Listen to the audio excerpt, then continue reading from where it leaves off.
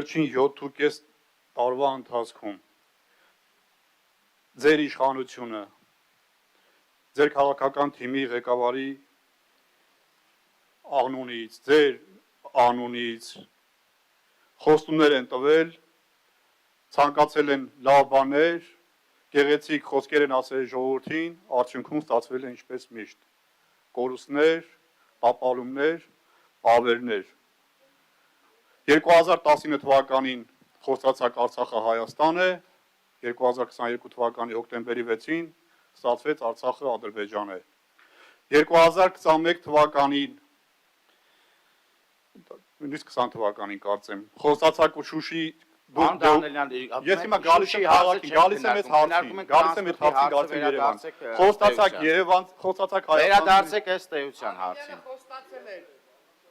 Ձեր Ավինյանը խոստացավ։ Ուրեմն ես իմ ժամանակից մի վերցրեք։ Ուրեմն խոստացած Շուշի դեօկուպացիա։ Չէ, ձեր ժամանակից վերցնում եք պարոն Դանելյան, որտեվ Շուշիից եք խոսում։ Ուրեմն գալիս եմ իմ հարցին, սպասեք։ Խոսեք, նա դուք լրեք եղբայր, որ ես խոսում եմ։ Նախ, ես ձեր հետ չեմ խոսում, նախ։ Ուրեմն մի խանգարեք։ Ասում ձեր հետ չեմ խոսում, դուք լրեք։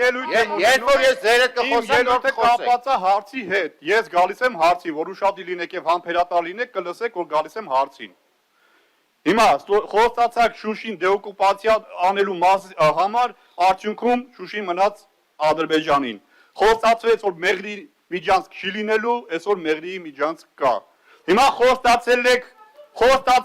8 տարվա մեջ 7 անգամ խոստացել եք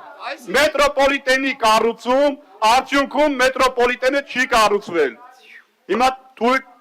խոստացել եք կարմիր գծերը թանկացնելուց հետո Երևանի կենտրոնը կբեռնաթափվի, Երևանի կենտրոնը չի բեռնաթափվել։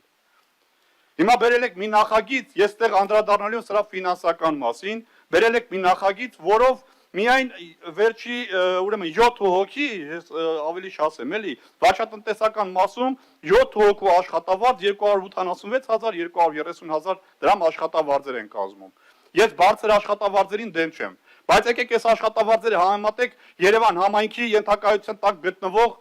այլ հիմնարկ ձեռնարկություններում աշխատող մարդկանց աշխատավարձերին, օրինակ պոլիկլինիկաների աշխատողների, բժիշկների, բուժքույրերի կամ մանկապարտեզների աշխատողների խոհանոցում կլինի աշխատողը, թե դայակ դաստիարակ կլինեն, իրանց աշխատավարձերին համեմատեք, տեսեք, երկու եւ ավելի անգամ այս ցուցակով ավելի են ստանալու մարդիկ, քան իմ վերանշած կառույցների աշխատողները։ Ինչքանով է դա արդարացի։ Դա արդարացի չի։ Եթե այստեղ մարդիկ ստանալու են 230-286,000 դրամ աշխատավարձ, պահակը, վարորդը,